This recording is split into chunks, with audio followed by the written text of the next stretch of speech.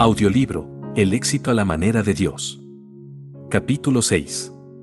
Cómo buscar las metas de Dios para su vida.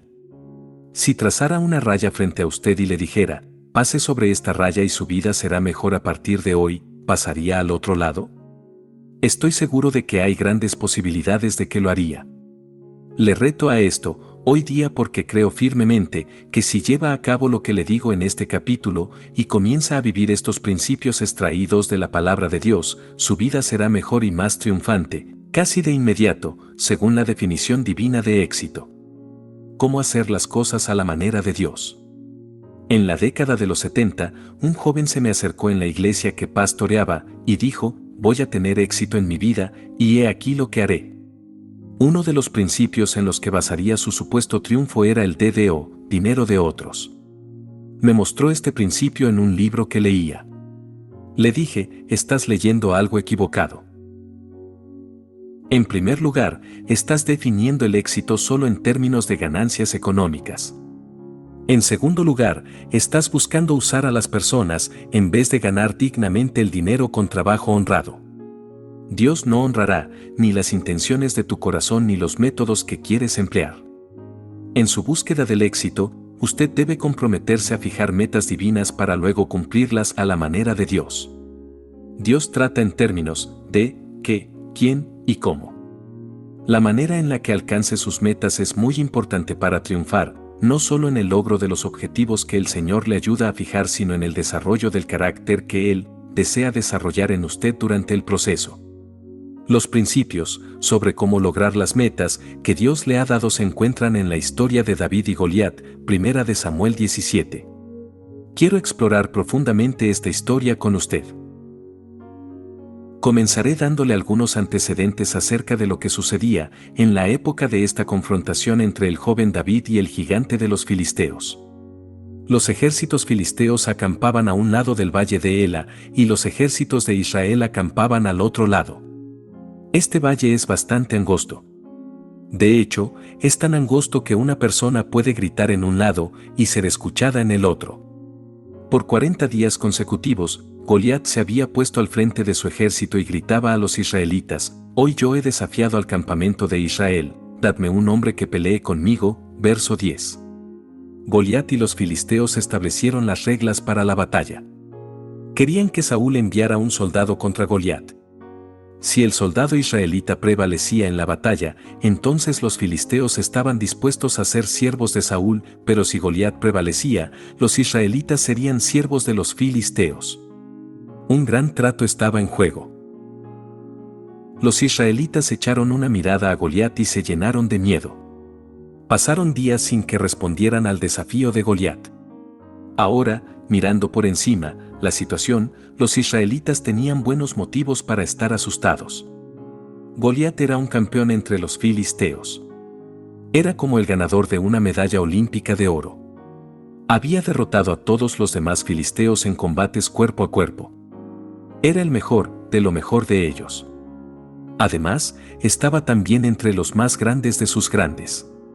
La mayoría de los historiadores afirman que un codo medía 65 centímetros, la longitud entre la punta de la nariz y la punta del dedo cordial cuando el brazo está extendido, y que un palmo era de 25 centímetros, el largo desde la punta del pulgar hasta la punta del meñique, cuando los dedos están extendidos. Goliat medía 6 codos y un palmo de estatura, el equivalente a 4 metros con 15 centímetros. Era un gigante de verdad.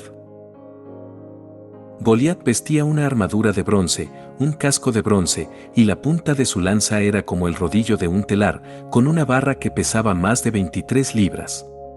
Su escudero iba delante de él, portando un escudo que cubría a Goliat desde la nuca hasta los pies. La forma de pelea que andaba buscando era de avance y retirada de un lado al otro del escudo. El gigante era extraordinariamente habilidoso en esta clase de pelea y en el uso de esta clase de armadura. Por 40 días, los israelitas estuvieron atemorizados y en silencio, en su lado del valle, lo cual los desmoralizaba cada día más. Mientras tanto, Isaí había enviado a sus 3 hijos a pelear al lado de Saúl. Cuando no regresaron en un tiempo prudente, Isaí envió a David, el más joven de sus 8 hijos, a que llevara comida al ejército y viera lo que había sucedido en la batalla. David llegó al lugar de la escena, entregó los alimentos al bodeguero, corrió hacia donde estaban los soldados y encontró a sus hermanos. Mientras conversaba con ellos, Goliat salió a proclamar su desafío diario. El joven lo escuchó y observó rápidamente que todos los hombres de Israel estaban aterrorizados ante la vista del gigante. David estableció al instante una meta que creía de todo corazón que Dios deseaba ver cumplida. Mientras examinamos el resto de la historia, quiero que vea 10 aspectos sobre establecer metas que están presentes en el relato. Cada uno se puede aplicar a su vida y es vital para lograr las metas que Dios le ha dado. 1. Un claro panorama de la meta. Cualquier meta que establezca debe ser lo suficientemente clara como para expresarla en una forma concisa y significativa. David tenía este tipo de meta: matar a Goliat. Después de oír el reto de Goliat, David preguntó: ¿qué harán al hombre que venciere a este filisteo y quitare el oprobio de Israel? ¿Por qué? ¿Quién es este filisteo incircunciso, para que provoque a los escuadrones del Dios viviente? Verso 26. Observe 2 puntos respecto a estas preguntas. Primero, David ya se había dado cuenta que era necesario derrotar a Goliat. No preguntó: ¿es posible vencer a este tipo? Él creía que se podía hacer y que se debía hacer. Segundo, David no vio a Goliat simplemente como un soldado campeón en busca de una pelea. Lo vio como un enemigo de Dios. Lo llamó un filisteo incircunciso, que se atrevía a desafiar a los ejércitos del Dios viviente. David buscaba matar a Goliat, no para obtener fama sino para quitar el oprobio que el gigante estaba trayendo sobre el pueblo de Dios. Su meta estaba firmemente arraigada en el propósito aún mayor que Dios tenía para él. ¿Puede verlo? David ya había sido ungido para ser el próximo rey de Israel. Samuel ya había estado en su casa, había derramado aceite sobre él y el Espíritu del Señor estaba en su interior. David estaba actuando como el futuro rey de Israel que sería. Sentía compasión por el pueblo de Dios y por establecer la justicia entre los israelitas. Goliat era una amenaza para su pueblo, para los súbditos futuros y para su reino futuro. Su deseo de matar a Goliat no era un acto de violencia o un deseo de derramar sangre, estaba arraigado en el anhelo de ver al pueblo de Dios libre de un enemigo malvado y opresor. Los soldados israelitas respondieron a David que a la persona que matará a Goliat recibiría la hija del rey como esposa, grandes riquezas y exoneración del pago de tributos. Sin embargo, estos no eran los incentivos que tenía David para enfrentar al gigante. No eran incentivos suficientemente buenos como para que cualquiera de los otros soldados quisiera pelear con Goliat. La motivación de David no era la recompensa que vendría del rey, sino la que sabía que vendría del Rey de Reyes, el Rey soberano, el todopoderoso Dios. Su meta inmediata, matar a Goliat, era solo una faceta de una meta a largo plazo mucho más grande: ser algún día un buen rey sobre Israel. Ningún enemigo era digno de estar ante el Dios que David buscaba servir de todo corazón. ¿Son claras y concisas las metas inmediatas que usted tiene?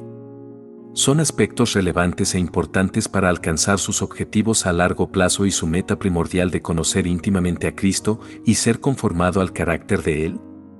¿Son sus metas inmediatas parte de los grandes propósitos que Dios le ha ayudado a establecer? 2. Un anhelo ferviente de alcanzar su meta. Una meta divina digna de buscarse no es algo de lo que puede hablar abiertamente. Es un objetivo que reside profundamente en su interior y que no logran calmar las circunstancias ni las opiniones de los demás. Una meta divina es una parte de convertirse en la persona que Dios quiere que usted sea.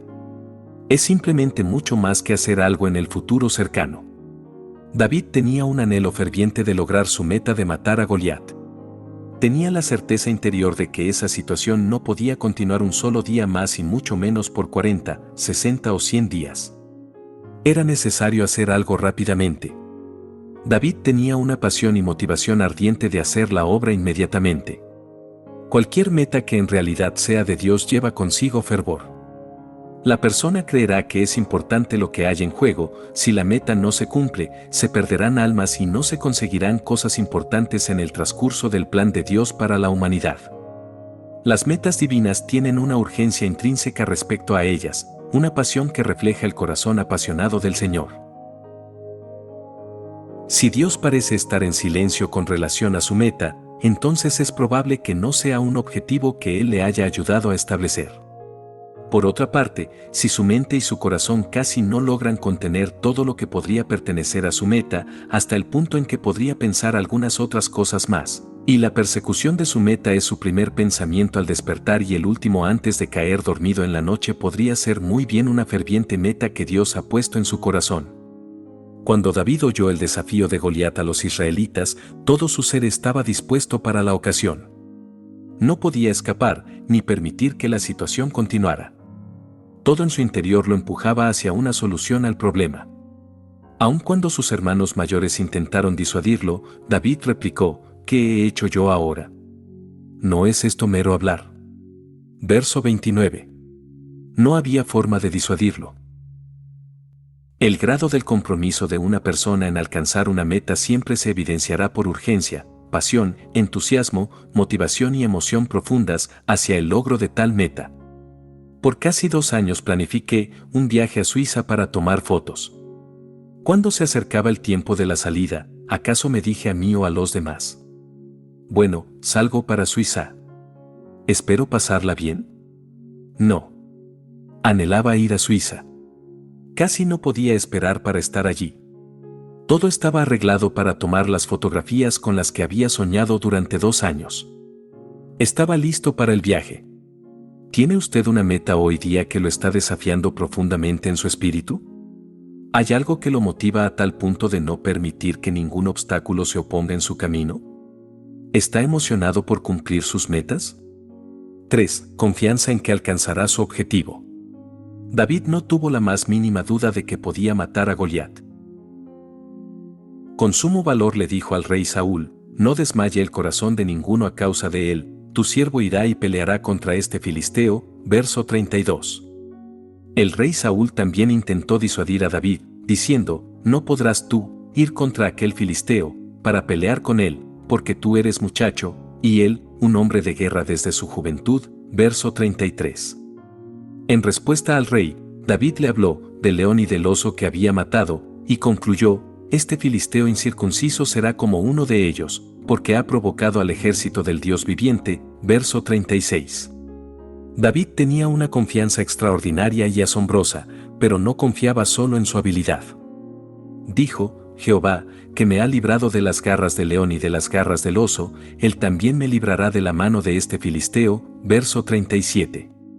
La confianza para alcanzar la meta que Dios le da no debe descansar en su habilidad o en su deseo, sino en el Dios que le ha dado tanto el objetivo como el ferviente anhelo de lograrlo por sobre todo.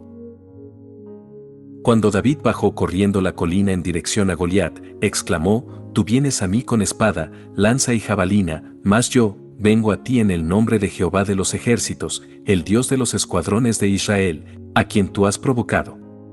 Jehová te entregará hoy en mi mano, y yo te venceré, y te cortaré la cabeza, y daré hoy los cuerpos de los filisteos a las aves del cielo y a las bestias de la tierra, y toda la tierra sabrá que hay Dios en Israel. Y sabrá toda esta congregación que Jehová no salva con espada y con lanza, porque de Jehová es la batalla, y él os entregará en nuestras manos. Primera de Samuel 17, 45 al 47. ¡Qué confianza! David se estaba acercando a un hombre que medía más del doble de su tamaño, un reconocido campeón de toda una nación de guerreros, un soldado entrenado que usaba una armadura de bronce de pies a cabeza, que estaba parado frente a él con un escudo de cuerpo entero.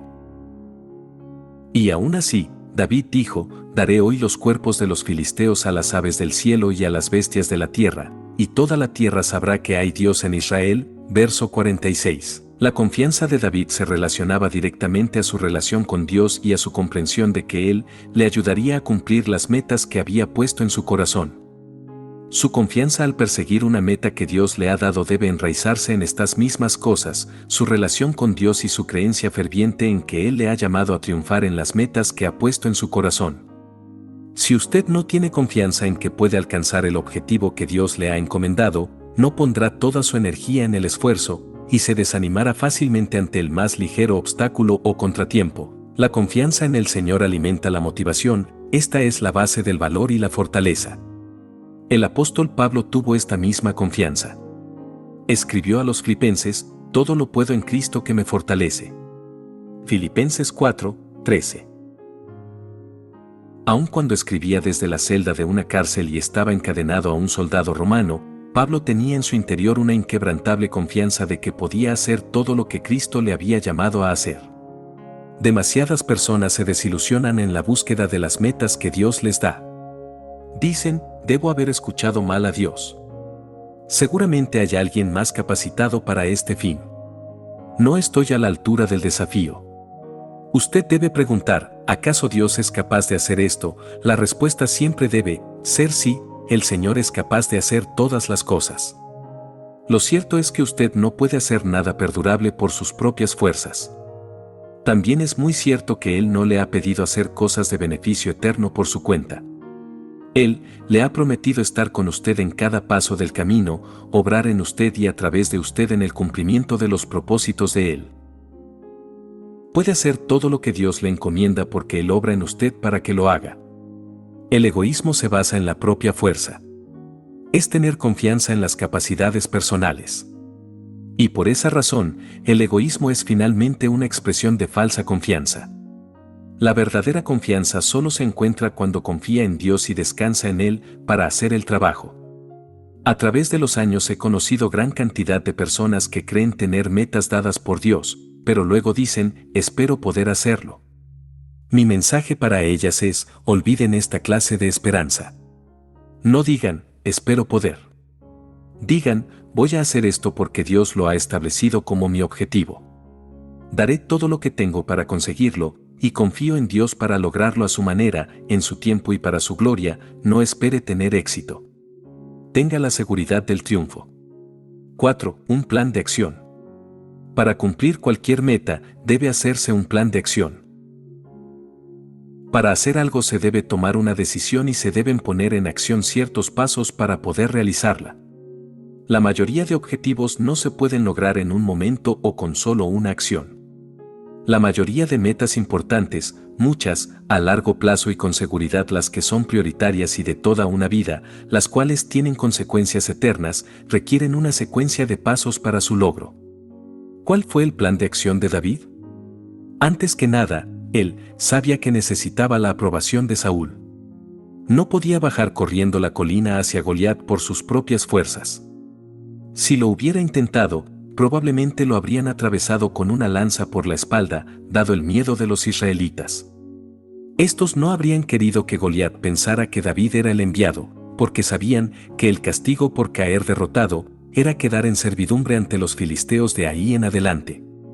No, David necesitaba la aprobación oficial para enfrentarse a Goliat. Necesitaba oír del rey: ve, y Jehová esté contigo. Verso 37, no debía ir donde Saúl y convencerlo de que era capaz de lograr el objetivo. Luego, David tenía que tratar con el asunto de la armadura. Saúl le ofreció la suya, pero en el instante en que se la puso se dio cuenta de que no le serviría de nada. El versículo 39 nos dice: ciñó David su espada sobre sus vestidos, y probó a andar, y dijo David a Saúl: yo no puedo andar con esto, porque nunca lo practiqué. Él no podía actuar cubierto con la armadura tradicional. Entonces, David siguió el método que pensó podría funcionar para él. Bajó por el arroyo, con su honda en la mano, recogió 5 piedras lisas y las colocó en su bolsa de pastor. No confió en que nadie más escogiera sus piedras. Sabía por experiencia, cuando se defendía de animales salvajes de los rebaños de su padre, que piedras volaban por el aire con más rapidez y directo al blanco. Fue entonces, luego de obtener la aprobación de Saúl para pelear, a la manera en que él quería hacerlo y luego de escoger sus propias armas, que David se acercó al filisteo Goliat. Goliat vio a David acercándose y soltó la carcajada. Dijo: soy yo, perro, ¿para qué vengas a mí con palos? Luego maldijo al joven y lo amenazó: Primera de Samuel 17, 43 al 44. David no se ofendió en lo más mínimo por la conducta de Goliat. Era como si lo hubiera planeado así. Casi podemos oír su pensamiento: dejemos que me subestime por completo. Es preferible que me ridiculice y no que me tome en serio. No sabe que está subestimando al Señor. Todas las acciones de David hicieron que Goliat bajara la guardia. Con exceso de confianza y sin estar completamente alerta de lo que ocurría, el filisteo avanzó pesadamente hacia David, lanzando gritos amenazadores con cada paso. Por su parte, David le respondió, gritando. Se negó a ser intimidado por su adversario. Desde su perspectiva, el gigante era quien debía estar intimidado. Llegó hasta Goliat corriendo, gritando y al mismo tiempo hurgando en su bolsa. Sacó una piedra, la colocó en su honda y la hizo girar hasta que soltó la piedra en dirección a un pequeño espacio exactamente sobre los ojos de Goliat, el cual no estaba cubierto con bronce. Fue un tiro perfecto. Una vez que usted ha escrito sus metas en las distintas áreas de su vida, se encuentra solo al principio de alcanzarlas. Ahora debe convertirlas en un plan de acción, una serie de pasos, un plan logístico y una estrategia para hacer el trabajo. Las metas se deben convertir en planes, y los planes se deben poner en práctica. Usted puede tener el objetivo más agradable y desafiante posible, pero si no lo convierte en un plan de acción y no se dedica a implementarlo, su meta permanecerá solo como lo que es, una meta. Piense en la posibilidad de hacer un viaje misionero con su familia. Usted tiene un firme anhelo de servir al Señor, junto con su familia, en un lugar lleno de necesidades. Tiene una meta clara de lo que desea lograr, un deseo ardiente de hacer ese viaje y la confianza de poder viajar y realizar con éxito lo que sueña hacer. Pero, ¿qué sigue? Debe convertir esa meta en un plan factible. Necesita ahorrar dinero para el viaje. Necesita pasar tiempo con su familia hablando sobre el viaje y decidiendo a dónde ir y por qué. Necesita ponerse en contacto con una organización que haga los arreglos necesarios para este tipo de viaje o contactar a un misionero para ver si puede ser útil. Necesita obtener un pasaporte y quizás visas y vacunas si se dirige a ciertas partes del mundo. Necesita separar algún tiempo libre de trabajo y buscar quien se encargue de su casa y tal vez de sus mascotas y jardín. Necesita atender muchos detalles para cumplir su meta de llevar a la familia en un viaje misionero. Necesita un plan de acción. ¿Qué está haciendo hoy día para convertir su meta en una realidad? ¿Tiene un plan, una estrategia y una secuencia de pasos que deba dar? 5. Un calendario de actividades. Debe poner los pasos de su plan de acción en calendario. No es suficiente decir, uno de estos días voy a comprar un auto, o algún día me dedicaré a remodelar la casa. Cualquier persona que tiene estas metas sabe que uno de estos días es ninguno de estos días y que algún día es a menudo algo ilusorio. Para ser sabio en la compra de un auto nuevo, usted tendrá que visitar un distribuidor de vehículos para ver cuánto cuesta el automóvil de su elección y qué planes de pago hay disponibles. Deberá hacer un plan de ahorros con el fin de tener suficiente dinero para comprar el auto o al menos para dar una buena cuota inicial. Muchas personas en nuestra nación no tienen testamentos cuando mueren. Tienen la intención de encargarse de este asunto y la han teñido durante años. Por innumerables razones, nunca llega el momento de hacerlo. Un testamento legal no ocurre porque sí. Es necesario contactar y reunirse con un abogado. Es asombroso lo que ocurre cuando pone una fecha al lado de una meta. Las cosas comienzan a moverse. Su mente consciente e inconsciente se pone en acción. Mueve la meta de la etapa de idea a la de realidad. Si un equipo de trabajo tiene solo 30 días para completar un proyecto, las cosas comienzan a caminar rápidamente. Si el jefe solo dice, tan pronto como sea posible, o, cuando llegue el momento, no sucede prácticamente nada. Debemos estar plenamente conscientes de que, en esta tierra, solo tenemos una vida para servir al Señor. Lo que vamos a lograr, hemos de conseguirlo ahora. No podemos reclamar el tiempo que perdimos ayer o el que desperdiciamos la semana pasada. Hoy es el día de poner manos a la obra. David tenía un programa inmediato para enfrentar a Goliat. No dijo, bueno, ahora que tengo la aprobación de Saúl para pelear, me sentaré a esperar un rato. No. Inmediatamente se puso en acción. No le dio a nadie, ni siquiera a sus hermanos, una oportunidad para hablar de la batalla, ni siquiera les dio tiempo para enviar un mensaje a su padre Isaí. Tampoco se puso a hacer suposiciones ni intentó analizar en exceso lo que profundamente sabía que era necesario hacer y que se debía hacer ahora. No esperó la noche para que nadie se enterara si fallaba. Se puso en acción. 6. Cooperación de otros.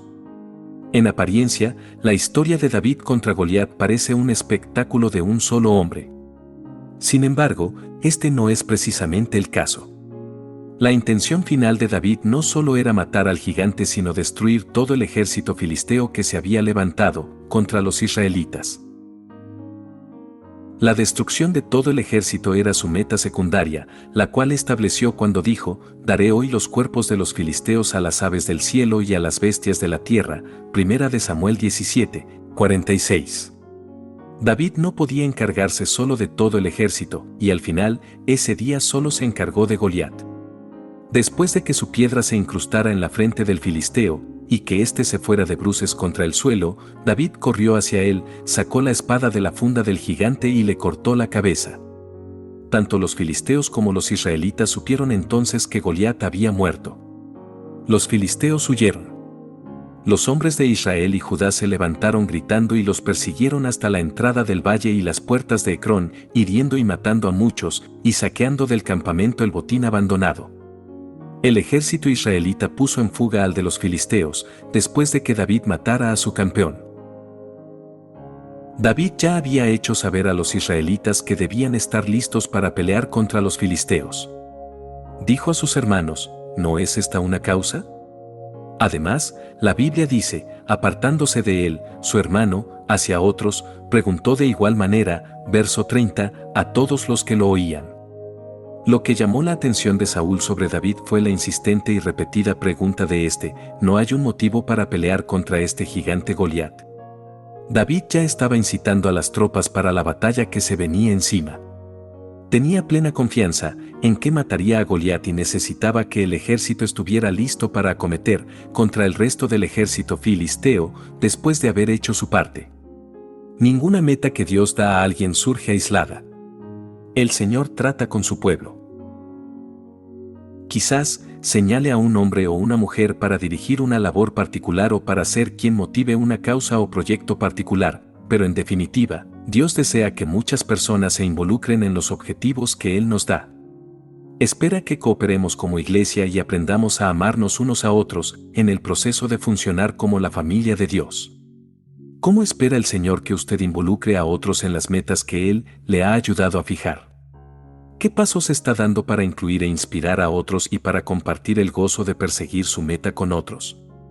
Antes, mencioné que no creo conveniente que publique con lujo de detalles las metas a largo plazo que Dios le da. Sin embargo, en cierto punto, es muy sabio que cuente a otros un paso inmediato o a corto plazo hacia el logro de una meta. No necesita explicar en detalle todo el objetivo ni mostrar todos los pasos que faltan para cumplirlo. La mayoría de las personas no pueden comprometerse a apoyar a alguien con más de una meta o desafío inmediato. Además, la meta debe ser una que los convenza de que es alcanzable y de que pueden hacer una contribución importante de tiempo, energía, recursos, oración o alguna otra forma de ayuda. Pida ayuda para cortos periodos de tiempo y para tareas específicas, perfectamente medibles y posibles. Por supuesto que un individuo puede hacer algunas cosas por su cuenta, pero estas metas casi nunca son muy importantes. Cuando pienso en todos los programas y oportunidades para el ministerio relacionados con una iglesia grande, estoy muy consciente de que estos no suceden por los esfuerzos de una sola persona. Un coro, un grupo de alabanza, un departamento de teatro, un programa de escuela dominical, un programa de misiones, programas televisivos y radiales, la producción de publicaciones, un picnic o una cena anual de la iglesia, un ministerio de correspondencia activa, un departamento de jóvenes entusiasta, un ministerio activo de solteros, un pequeño grupo de estudio bíblico, Y hasta un culto en la iglesia involucran muchas personas y la mayoría trabaja detrás del escenario. Lo mismo se aplica a los proyectos importantes que enfrenta, como familia, comunidad u organización social o de servicio. La buena noticia es que si el Señor realmente ha colocado la meta en su corazón, Él ya está preparando los corazones de otros para que le ayuden a alcanzar la meta. Hasta cierto punto, ha impartido la misma meta o anhelo en sus corazones. La mayoría de personas están dispuestas a ayudar a alguien más a cumplir una meta si se les muestra la importancia de esta para el plan y los propósitos de Dios. En la mayoría de los casos, los demás no se emocionan demasiado con todas sus metas. Se emocionan más con las metas de ellos. Decidirán ayudarles solamente cuando ven que las metas de ellos están sincronizadas con las de usted. Cuando usted establece objetivos familiares, debe compartirlos con su cónyuge y estar en total acuerdo acerca de los aspectos que involucran a toda su familia. También es importante compartir ciertas metas a sus hijos a la edad más temprana que considere apropiado, que ellos tengan la información. Las metas familiares requieren la cooperación familiar. Cuando todos en una familia o en una organización están informados e involucrados en la consecución de una meta, se produce un mayor impulso de energía y entusiasmo hacia su cumplimiento. Cuando el fruto de la meta se vuelve una realidad, todo el grupo tiene la oportunidad de regocijarse. Alcanzar metas a corto plazo es motivador e incrementa la fe, promoviendo la búsqueda de metas a largo plazo. 7. Perseverancia en la búsqueda de metas. Una vez que haya puesto sus ojos en una meta, no se salga del camino. Si realmente cree que Dios le ha ayudado a fijarla, no permita que nadie lo disuada, entretenga u obstaculice mientras la persigue. Quizás haya ocasiones en que otros le puedan ayudar a clarificar su meta o le puedan brindar un sabio consejo acerca de cómo alcanzarla de manera más eficaz y eficiente. Analice todo consejo con mucho cuidado y, por sobre todo, pida a Dios que le confirme si debe o no seguir el consejo. Recuerde siempre que el rey Saúl ofreció a David su armadura, la más excelente en todo el ejército, pero que no era la adecuada para David. Las ideas de otros tal vez no sean las mismas que Dios quiere que usted siga. En otros casos, Dios podría usar a una persona para darle la idea, la solución o la respuesta precisa que Él sabe que usted necesita. Mientras intenta alcanzar sus metas, debe mantener la mirada en sus objetivos a largo plazo, aun cuando sus energías estén puestas en lograr las metas inmediatas o las de corto plazo conectadas con estos. Perseverancia hasta que la meta se haya alcanzado totalmente. Continuar es vital. David no derribó a Goliat con una piedra de su honda y luego saltó con salvaje entusiasmo, porque el gigante cayó. Por el contrario, siguió adelante y se aseguró de que el filisteo estuviera muerto. Y en caso de que alguien descartara o menospreciara la importancia de lo que ese día había hecho por Israel, David llevó la cabeza de Goliat hasta Jerusalén como prueba de que Dios había liberado a su pueblo de su enemigo. Perseverancia todo el tiempo. Usted alcanza sus metas más rápidamente si todo el tiempo persevera en su logro. Cuando se trata de objetivos familiares, uno de los más grandes atributos que puede mostrar a sus hijos es una perseverancia constante. Sus hijos no necesitan oír, solo alguna vez que Dios y usted los aman. Necesitan escuchar ese mensaje todos los días de sus vidas. Necesitan ser arropados en la cama cada noche con el mensaje, Dios te ama y yo también. Sus hijos no necesitan oír historias bíblicas de vez en cuando, o asistir a la iglesia solo una vez al año o a la escuela dominical una vez al mes. Necesitan oír historias bíblicas una y otra vez, asistir a la iglesia cada semana y estar involucrados en la escuela dominical todas las semanas. Necesitan que usted les lea historias bíblicas y necesitan que otros les cuenten historias bíblicas. Mientras más escuchen la verdad bíblica y oigan más voces que confirman la misma verdad, más llegarán a creer lo que dice la Biblia. Usted debe explicar a su hijo cómo recibir a Jesús como Salvador. Debe orar diariamente con Él, para que aprenda a comunicarse con Dios. Semana tras semana debe decirle que Dios tiene un plan para la vida de Él. Ayúdele a descubrir los propósitos del Señor para su vida. Anímelo a pensar en los planes que Dios podría tener para su futuro. Haga esto, vez tras vez, tras vez. Capacitar a un hijo significa inspirar, reforzar y repetir los principios y las conductas que quiere que él adquiera. Perseverancia y compromiso. La perseverancia con la que persiga las metas que Dios le ha dado se relaciona directamente con su compromiso de obedecerle y de hacer lo que Él le está dirigiendo a hacer. ¿Cuán importante es que hoy día alcance las metas que Dios ha puesto en su corazón y que ha implantado en su espíritu? ¿Cuán comprometido está usted en hacer lo que el Señor ha dicho? Si está comprometido solo a medias, no será muy constante. Si está profundamente comprometido y ansioso por obedecer a Dios y de alcanzar las metas que Él le ha llevado a fijarse, entonces tendrá perseverancia. Cuando despierto cada mañana, predomina en mí un pensamiento. ¿Qué puedo hacer hoy que me permita al menos parcialmente o hasta cierto punto ir hacia la consecución de mi meta de presentar el Evangelio a toda nación sobre la faz de esta tierra de manera tan rápida, sencilla, clara e irresistible como me sea posible, por el poder del Santo Espíritu y para la gloria de Dios?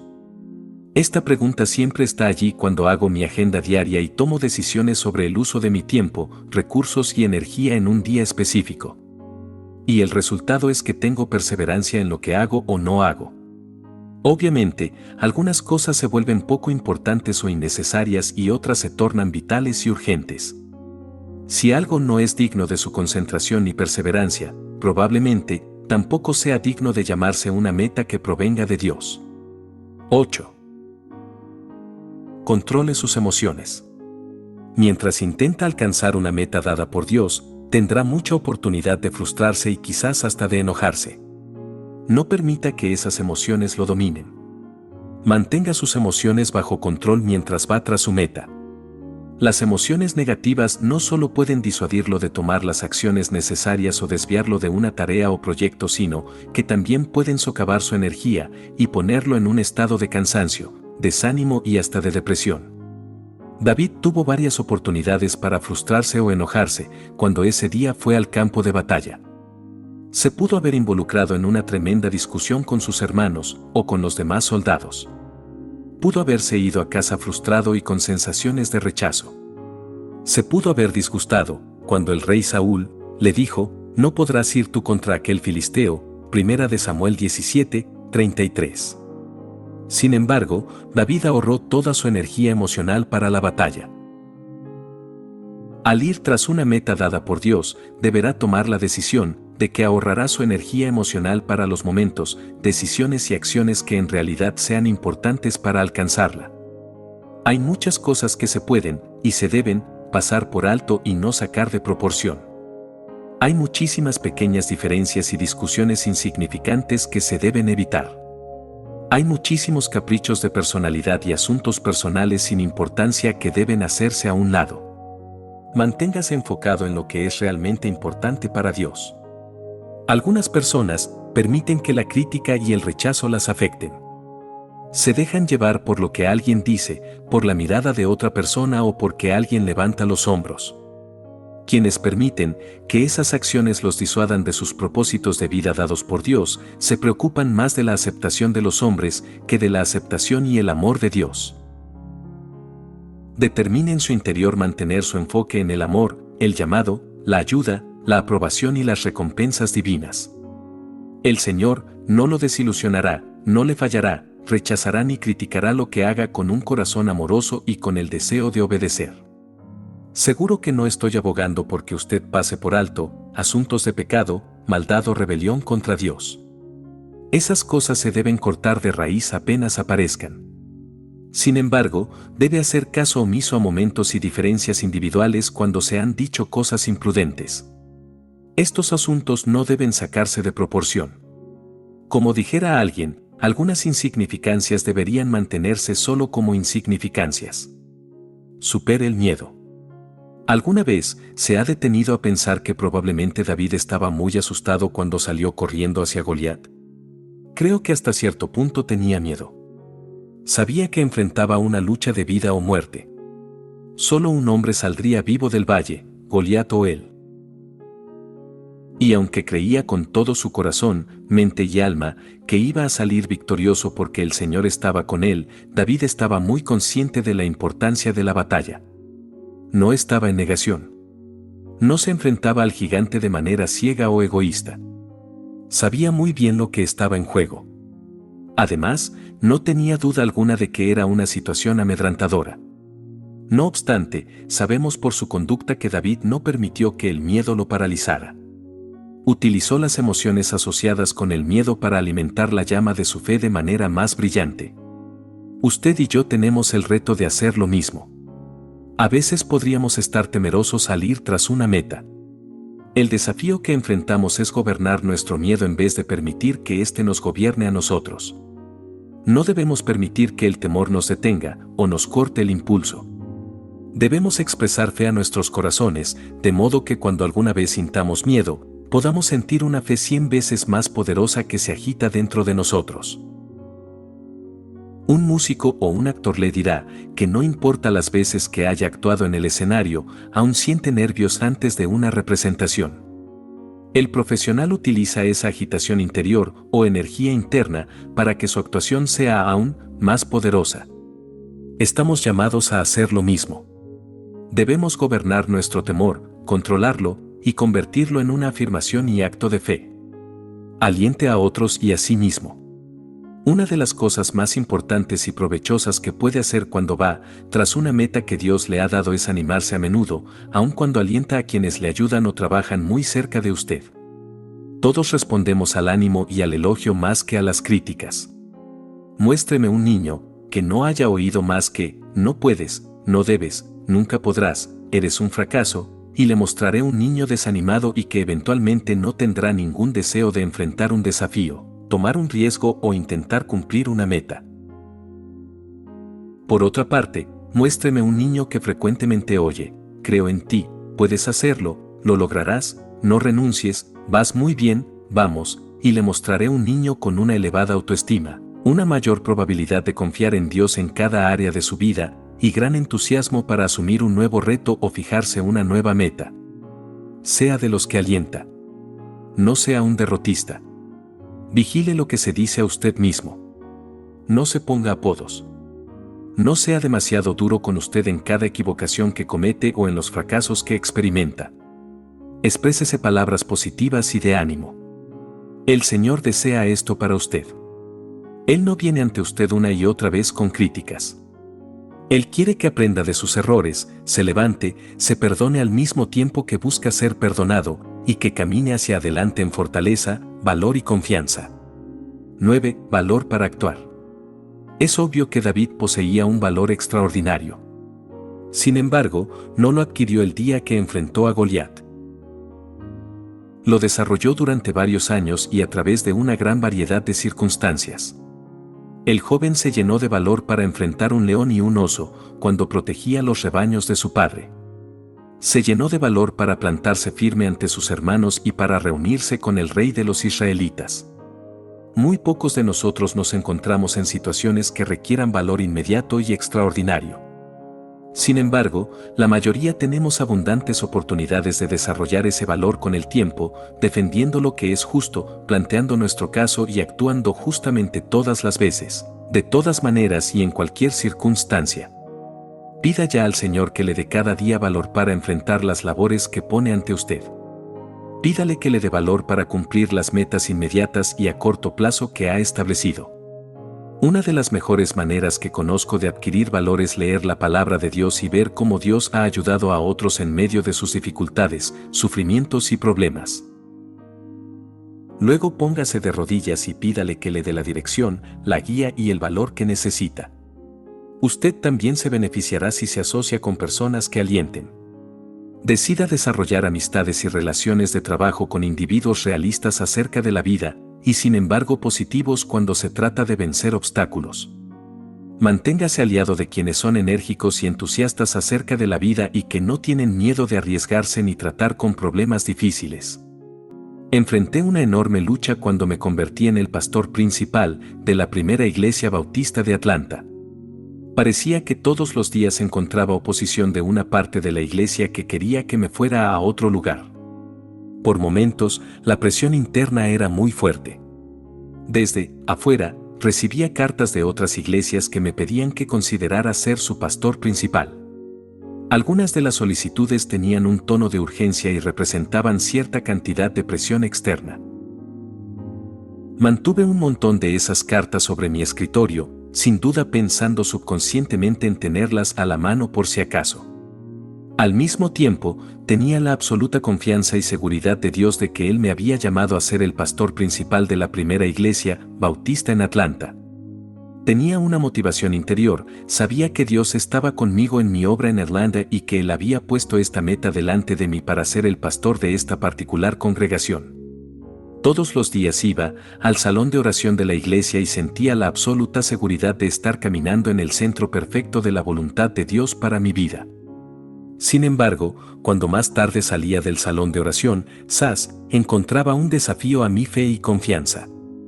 Estaba en Carolina del Sur predicando en un avivamiento.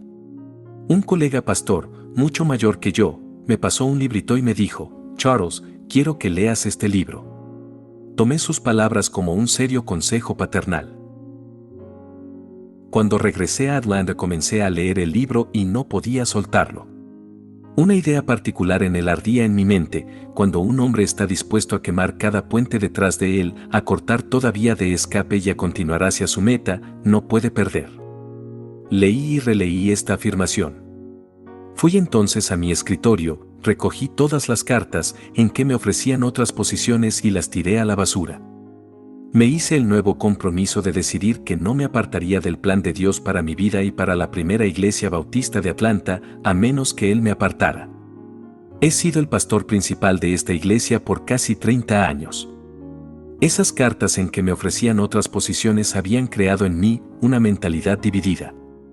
Me habían hecho pensar, y sí, habían provisto una distracción. Cuando hice a un lado todas esas ofertas y me dediqué a cumplir el desafío que Dios me había puesto delante, no solo sentí una nueva resolución sino también un nuevo valor. Llegué al punto en que decidí hacer lo que debía hacer. Y amigos, de eso se trata el valor. Es decidir con su voluntad que continuará y llevará a cabo lo que debe hacer, para estar en completa obediencia a las metas de Dios en su vida. Hay ocasiones en que debemos quemar los puentes hacia nuestro pasado y cortar las cuerdas que nos atan a las cosas en que hemos puesto nuestra seguridad. También hay ocasiones en que debemos lanzarnos en la fidelidad de Dios. Se necesita valor para hacerlo. 10. Una dependencia consciente en Dios. Cuando leo 1 de Samuel 17 como un todo, descubro que David se refiere una y otra vez a Dios. Al rey Saúl le dijo: Jehová me ha librado de las garras del león y de las garras del oso. A Goliat le dijo: vengo a ti en el nombre de Jehová de los ejércitos. Jehová te entregará en mis manos. Sabrá toda esta congregación que Jehová no salva con espada y con lanza. De Jehová es la batalla. Jehová os entregará en nuestras manos. David tenía una dependencia de Dios consciente y claramente expresada. El Señor anhela que usted dependa de Él. Usted no es una carga cuando le dice: mi dependencia total y absoluta está en ti. Dios desea que usted tenga una actitud de total y completa dependencia en Él. No solo debe tener una actitud de dependencia en el Señor, sino que su conversación y las declaraciones que hace a otros deben reflejar esta dependencia. No puede lograr nada de valor eterno por sus propias fuerzas. A través de lo que dice, debe recordarse a usted mismo y a los demás que las cosas de valor eterno exigen que confíe en que Dios cumpla los propósitos de Él en su vida como en la de otros.